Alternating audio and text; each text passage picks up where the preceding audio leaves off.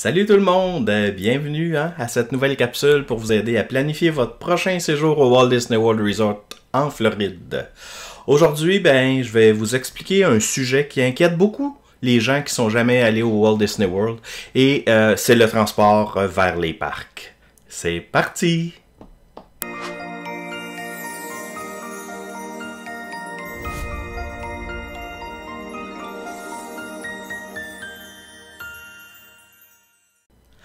Donc, mon nom est Charles Boisvert, je suis conseiller en voyage spécialisé en destination Disney depuis 2002 et fondateur de WD World.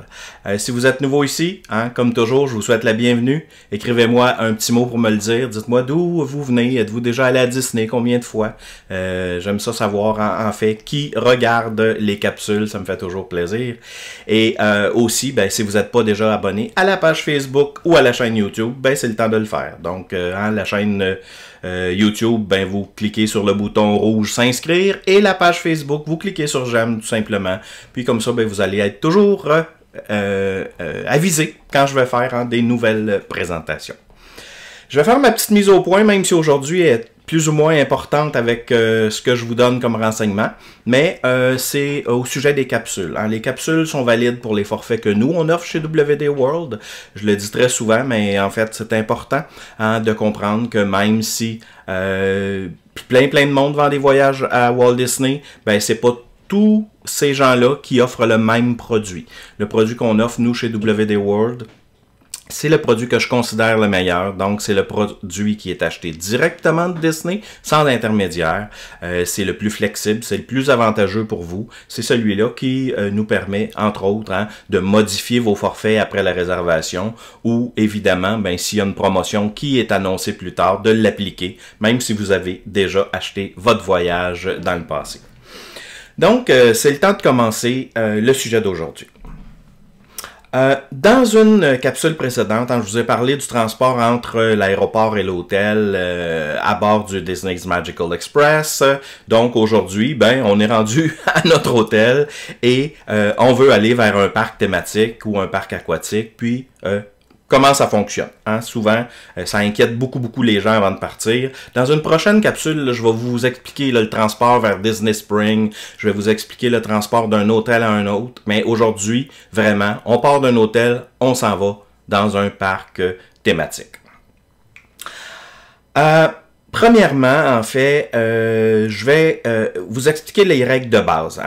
Comment le principe général, si on veut. Évidemment, il y a toujours des exceptions pour confirmer une règle, mais en tout cas, moi, je suis du genre à penser que quand on comprend la base, quand on comprend comment ça fonctionne, ensuite, c'est beaucoup plus facile de comprendre le reste.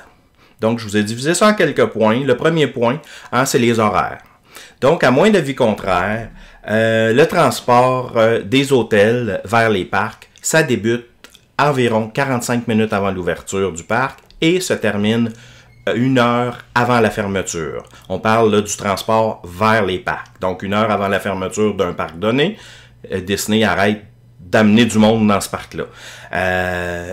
Puis pour ce qui est du transport du parc vers les hôtels, lui, il se termine techniquement autour d'1 heure après la fermeture.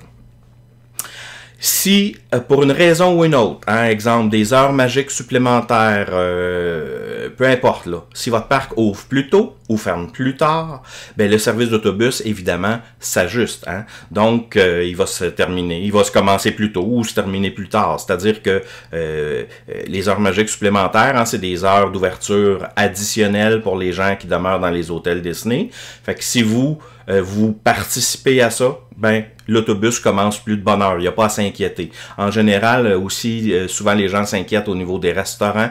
J'ai une réservation à telle heure dans tel restaurant dans le parc. Est-ce que je vais pouvoir prendre l'autobus? Dites-vous que si Disney vous a permis de prendre une réservation pour cette heure-là dans ce parc-là, c'est parce que les autobus, si vous prenez évidemment les premiers du matin, vont pouvoir vous y amener. Aussi, si vous achetez des billets pour une soirée spéciale, là, je pense au Mickey's Not So Scary Halloween Party, je parle au Merry Very Christmas Party, donc les parties de Noël, d'Halloween, ainsi de suite, les mêmes règles de transport s'appliquent. Donc, C'est toujours, si le parc ferme plus tard, ben à cause de ces soirées-là, mais vous allez avoir du transport pour revenir. Dans le fond, ce que je veux vous dire, c'est que vous resterez jamais pris dans un parc et puis être pris à devoir payer un taxi là pour venir à l'hôtel, à moins de faire vraiment exprès.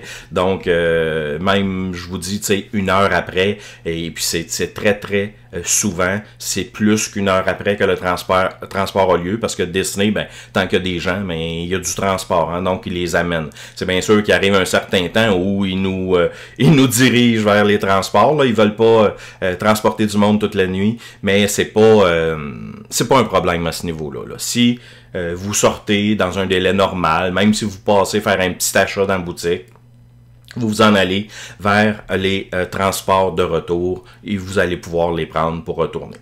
Donc, il n'y a pas de problème là-dessus. Ce que je veux vous dire aussi, c'est que pour la plupart des gens, en fait, les transports vers les parcs, ça se fait à bord des autobus de Disney, hein, et évidemment, selon les horaires là, que je viens de mentionner. Si on veut aller à Epcot, ben on prend l'autobus Epcot. C'est aussi simple que ça. Hein? Si on va aller au Magic Kingdom, ben c'est l'autobus Magic Kingdom. C'est pas un autobus qui fait le tour des parcs, là, puis on passe 2 heures dans l'autobus. C'est pas comme ça que ça fonctionne. Comme on dit, une ronde de lait, là, c'est pas le cas. Donc, c'est vraiment des autobus qui, pour la presque totalité des cas, font des liaisons directes. Des fois, il peut y avoir un arrêt. Hein, on va voir ça des fois avec les parcs aquatiques ou certains hôtels très spécifiques, mais il reste que la grande majorité du temps, c'est un transport direct de notre hôtel vers les parcs. Je vais avoir des petites photos à vous montrer. Je vais juste m'installer ici parce que tantôt, je les ai accrochés. Puis, voilà. Donc, dans les hôtels, en fait, de catégorie value, chaque parc a son arrêt. Hein? Ils sont tous au même endroit, comme vous voyez sur cette photo-là. Le premier arrêt, c'est Magic Kingdom, ainsi de suite. Vous voyez qu'il y a plusieurs arrêts avec un autobus. Donc, dans les hôtels de catégorie value, c'est comme ça que ça fonctionne. Et puis, dans les autres catégories, ben en fait, c'est qu'il va y avoir souvent, c'est un petit abri, hein, sous lequel on va attendre, évidemment, s'il pleut ou quoi que ce soit, on se fera pas mouiller. Et puis, on va avoir un peu d'ombre. Puis, chaque autobus passe là, mais les autobus sont vraiment identifiés au parc dans lequel ils s'en vont. Donc, c'est pas un problème de ce côté-là. C'est très facile. Vous vous en allez à l'arrêt d'autobus, vous prenez l'autobus qui s'en va à votre parc. Pour ceux qui c'est pas en autobus, hein, il y a des hôtels qui offrent aussi des options alternatives pour certains parcs. Ça veut pas dire que parce qu'on est dans un hôtel X, qu'il n'y a aucun autobus, mais ça peut être l'autobus pour certains parcs, puis une autre méthode finalement pour un autre parc. Et puis, quand, si jamais pour une raison ou une autre, ces options alternatives de transport-là sont pas disponibles, hein, que ça soit à cause de l'heure, ok? Si, exemple, je sais pas moi, le Skyliner commence plus tard cette journée-là, ben jusqu'à l'heure de son ouverture, il y aura l'autobus. Hein? Donc, vous ne serez jamais pris, pas de transport. Donc, s'il n'y a pas le transport alternatif, peu importe la raison, que ça soit normal ou pas, il y a des autobus qui seront mis en place pour vous transporter.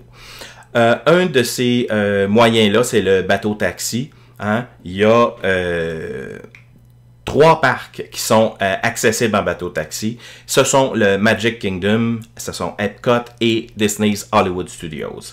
Donc, ces 3 parcs-là peuvent être accédés, mais pas de n'importe quel hôtel. Hein. Les hôtels qui utilisent, dans le fond, ce moyen de transport, c'est le Grand Floridian, c'est le Polynesian Village, le Fort Wilderness Campground, donc le camping, et le Wilderness Lodge, et son Boulder Ridge, là, qui est comme un time sharing, donc un hôtel qui est juste à côté. Donc, ces hôtels-là vont au Magic Kingdom. Pour ceux qui vont à Epcot et Disney's Hollywood Studios, ben, ça va être le Boardwalk, le Beach Club et le Yacht Club qui vont utiliser aussi le bateau-taxi pour aller dans des parcs. Ensuite, le Skyliner, oh, excusez, je ne vais pas aller dans le bon sens de mes... Attendez-moi une petite minute, je reviens, ma petite technique. Donc, je reviens à mon iPad. le fameux Skyliner, nouveau système de télécabine, hein, qui donne accès à 2 des parcs thématiques, soit Epcot et Disney's Hollywood Studios. Les hôtels donc qui utilisent le moyen de transport alternatif qui est le Skyliner sont le Art of Animation, le Pop Century, le Caribbean Beach Resort et le Disney Riviera Resort. Donc à partir de ces 4 hôtels-là, on peut utiliser le Skyliner pour aller à Epcot ou à Disney's Hollywood Studios. Ensuite, il y a le fameux monorail, hein, qui est un préféré de plusieurs, là, qui donne accès, lui, de son côté, à 2 parcs, donc le Magic Kingdom et Epcot. Et puis, on peut y accéder à partir des hôtels qui sont le Contemporary, le Polynesian Village et le Grand Floridien.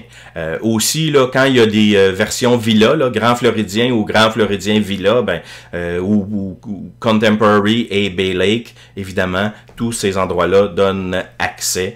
Donc, dans le doute, de toute façon, contactez-nous, on va vous le dire, ça va nous faire plaisir. Mais pour ce qui est du monorail, de toute façon, il y a une vidéo que j'ai faite sur YouTube qui va pouvoir vous expliquer tous les déplacements du monorail. J'ai fait ça il y a déjà un certain temps, mais c'est quand même très actuel. En fait, le système n'a pas changé. Ça vous explique les différentes routes du monorail, comment l'utiliser. Donc, si vous voulez aller sur la chaîne YouTube, la vidéo est déjà là.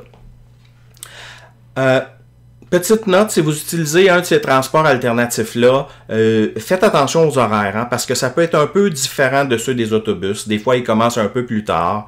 Donc, vous pouvez facilement, si on regarde le Skyliner, souvent c'est indiqué, là, il y a les horaires. De toute façon, à la réception de l'hôtel, pourront toujours vous indiquer si pour une journée donnée, vous avez besoin de savoir ou peu importe.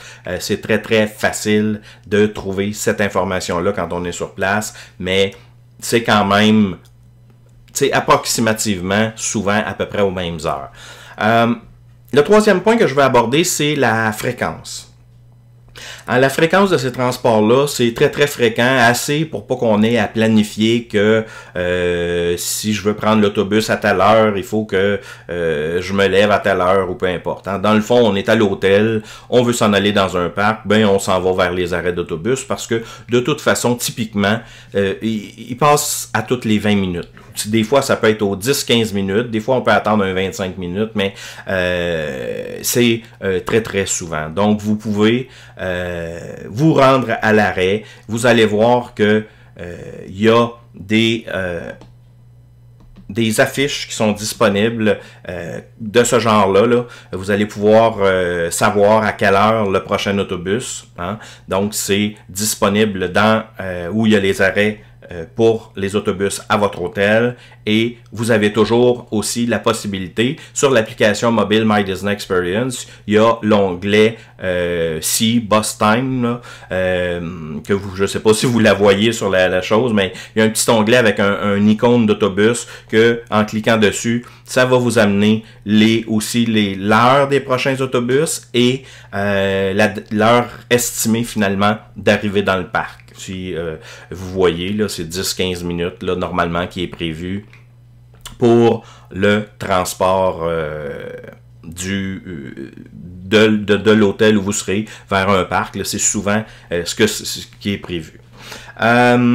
Pour les bateaux-taxis, et puis le monorail, la fréquence, hein, c'est souvent autour de 15 minutes. Donc encore un petit peu plus souvent. Tu sais, en fait, là, c'est une question d'aller-retour. Ça dépend du nombre de véhicules qu'il y a sur la route, combien de bateaux qu'il y a. Il y en a-tu rien qu'un qui fait des allers-retours? Il y en a-tu 2? Donc ça peut varier entre 10, 15 et peut-être 20-25 minutes. Donc encore là, ben, quand on est prêt, on se dirige, puis on prend le transport vers l'hôtel, en fait, qui est desservi par ça. Évidemment, hein, là, on pense toujours des gens qui demeurent là, mais, tu sais, on peut utiliser ces transports-là aussi pour aller manger dans un hôtel. Hein, exemple, vous résidez, je sais pas, au Pop Century, qui est un value, vous prenez l'autobus pour vous en aller au Magic Kingdom le matin, puis vous avez réservé peut-être un restaurant le midi ou le soir au Polynésien ou au Grand Floridian ou au Contemporary, ben vous pouvez prendre, si c'est le Contemporary, ben vous pouvez prendre le monorail, pour les autres aussi. Si vous voulez aller au Grand Floridien puis faire changement, prendre le bateau, ben vous pouvez le faire aussi. Donc on peut faire une variation comme ça de transport, puis ben, c'est le fun parce que ça nous permet d'essayer des méthodes alternatives. Mon quatrième dernier point, en fait, quelques petites informations additionnelles que je veux vous donner pour ce qui est des transports. Premièrement, je veux vous parler toujours du retour en autobus.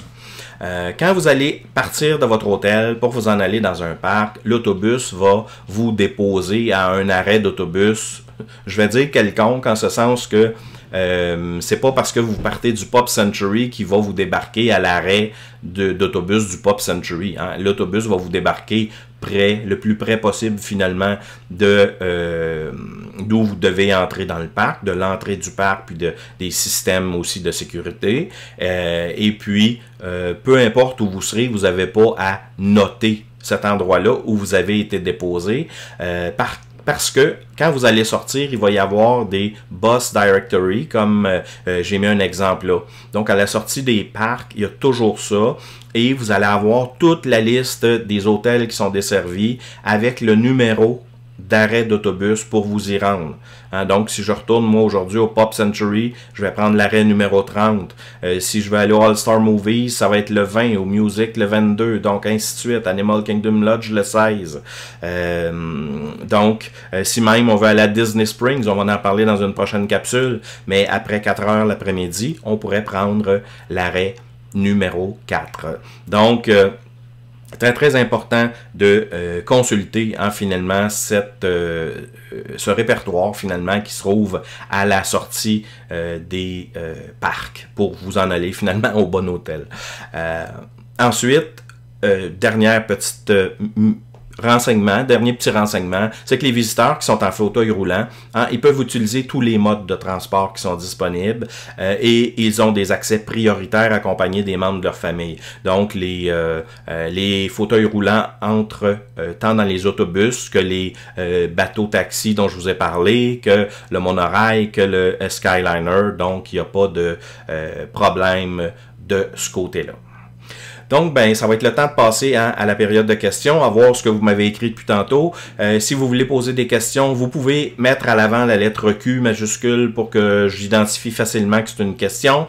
Avant de commencer les questions, évidemment, si vous écoutez en reprise et que vous quittez maintenant, ben, je vous remercie de votre présence. Je vous donne rendez-vous la semaine prochaine pour le prochain sujet. Puis si ben, vous demeurez avec moi, on y va tout de suite avec les questions. Donc, j'ai hâte de voir s'il y a des petites questions sur notre sujet d'aujourd'hui. Je vous fais un petit parcours des commentaires que j'ai reçus rapide. Donc, bien, évidemment, bonjour tout le monde. Louis-Denis, Marie-Ève qui est là, Stéphane. Stéphane qui dit un live qui est premier pour moi depuis un mois. Donc, on comprend que les gens ont recommencé à travailler, qu'il y a peut-être moins de travail à domicile, puis on peut moins faire de direct à l'heure qu'on veut. Nathalie qui dit « Ça fait déjà 3 fois, j'espère y retourner. » mais je vais attendre que tout soit passé, que ça revienne comme c'était avant, évidemment, sans aucune restriction. Ben, c'est le futur qui va nous dire, en fait, ça va être quand, ça, cette date-là.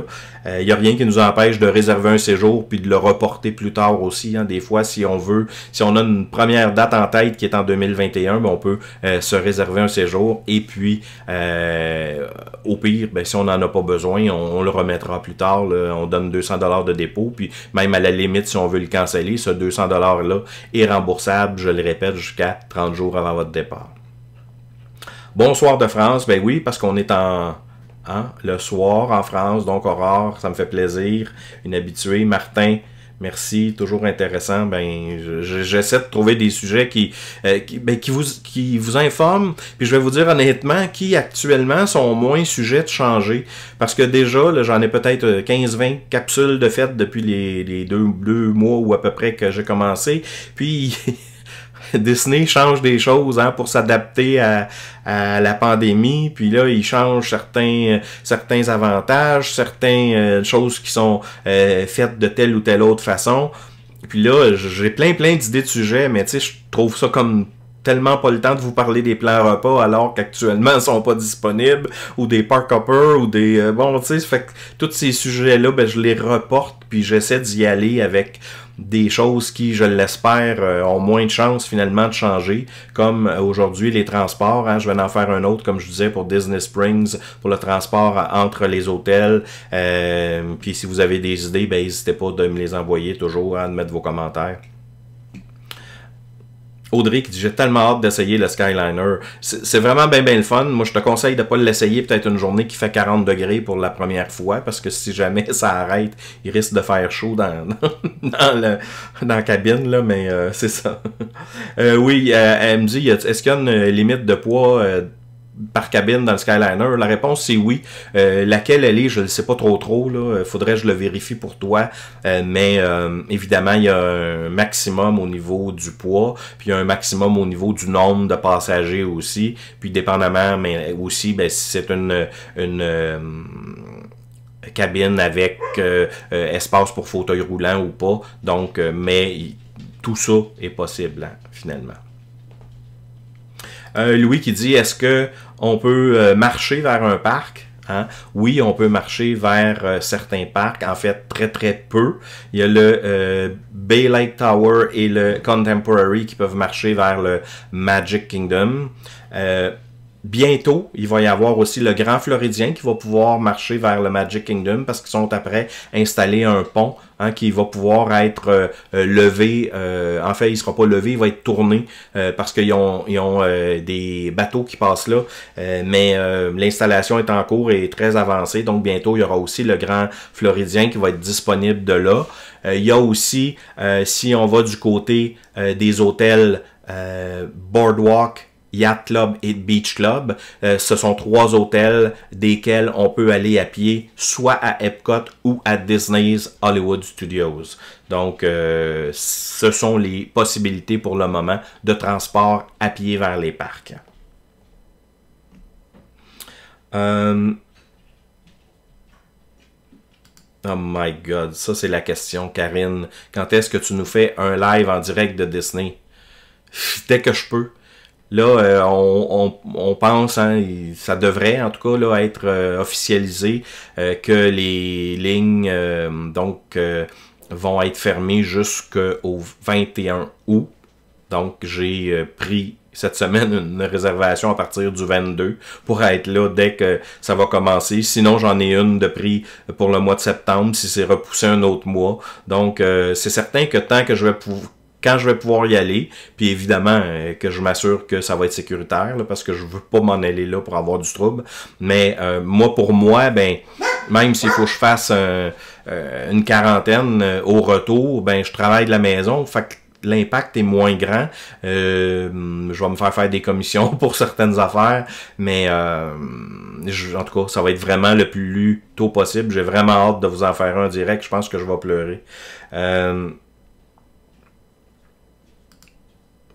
Je serai au Riviera, dit Stéphane, est-ce mieux et plus rapide le Skyliner ou les bus? Donc, du Riviera, c'est sûr que le Skyliner, moi je pense que c'est plus vite que l'autobus dans la majorité des cas, hein, parce que le Skyliner, finalement, lui, c'est pas à toutes les 15-20 minutes, c'est continuel, hein, donc dans la mesure où on peut prendre le Skyliner, moi je pense que c'est le moyen le plus rapide, même s'il faut faire un arrêt là, des fois, dépendamment où on s'en va, ou changer même de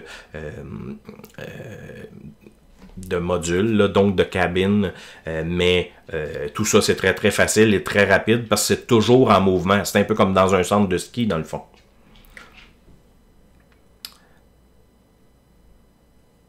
Bien hâte au sujet de Disney Springs. Hein? Oui, on va faire un sujet de Disney Springs éventuellement, mais aussi un sujet transport vers Disney Springs. Disney Springs, ça a changé depuis 6 ans. En fait, c'était Downtown Disney dans ce temps-là. C'est comme quelque chose de nouveau. C'est certain quand vous allez arriver là. Premièrement, on débarque pas en même place qu'avant. moi, ça m'a pris 2-3 visites avant juste de me trouver où j'étais finalement, là, parce que ça a vraiment beaucoup changé, mais pour le mieux. Vraiment beaucoup de beaux restaurants, de belles boutiques. Donc, on va en parler, c'est sûr, dans le futur.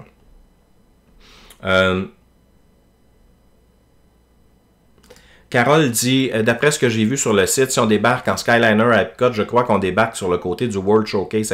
Est-ce exact? Tout à fait.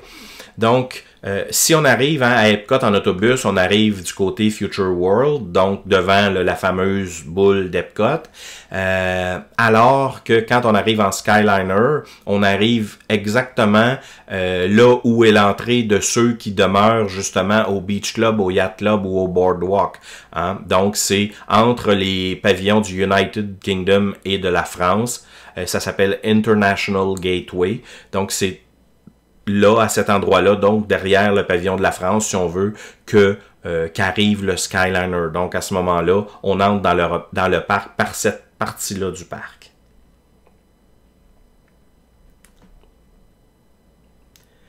Louis dit, il y a des hôtels du Skyliner qui offrent moins de disponibilité d'autobus. Absolument. Donc, pour le moment, hein, parce qu'il y a... dans les hôtels qui sont desservis, par exemple, par le monorail, ben, quand il y a le monorail pour aller à un endroit, normalement, il n'y a pas d'autobus pour aller au même endroit. Par contre, si le monorail commence plus tard, ben, le matin, il va y avoir des autobus, puis après ça, ben, ça sera le monorail.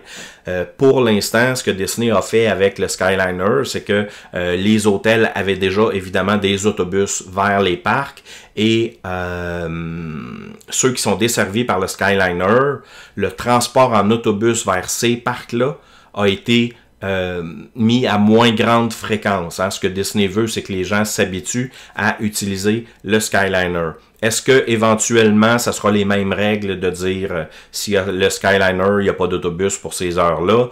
Je le sais pas. Hein. Mais moi, je pense que de toute façon, le matin, quand on veut, quand il y a beaucoup de gens qui vont en même temps vers ces parcs-là, ben c'est une bonne idée d'avoir de l'autobus, puis qu'il soit plus fréquent.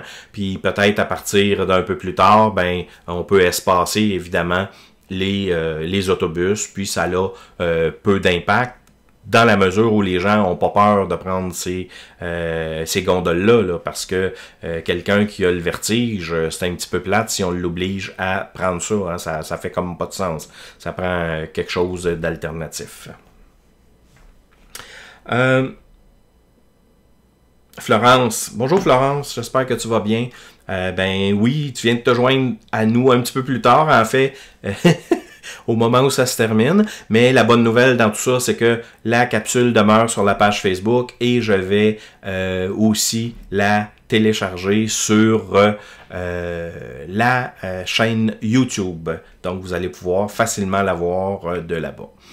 Donc, ben merci tout le monde d'avoir été présent. Si vous avez apprécié la capsule, évidemment, n'hésitez pas à me donner un like, à partager, à commenter la vidéo et à vous abonner, comme je le disais plus tôt, à la page Facebook ou à la chaîne YouTube. Hein. C'est pour l'instant la seule paye qu'on a chez WD World et toutes les agences de voyage. Je vous invite aussi, évidemment, à visiter le site web wdworld.com. Hein. Vous allez trouver les informations sur les destinations qu'on offre. Vous allez trouver les promotions, nos services, nos coordonnées. Et vous allez pouvoir, évidemment, nous demander gratuitement une soumission pour votre futur séjour au Walt Disney World ou encore à Disneyland en Californie, sur les navires de la Disney Cruise Line ou à Universal Studios.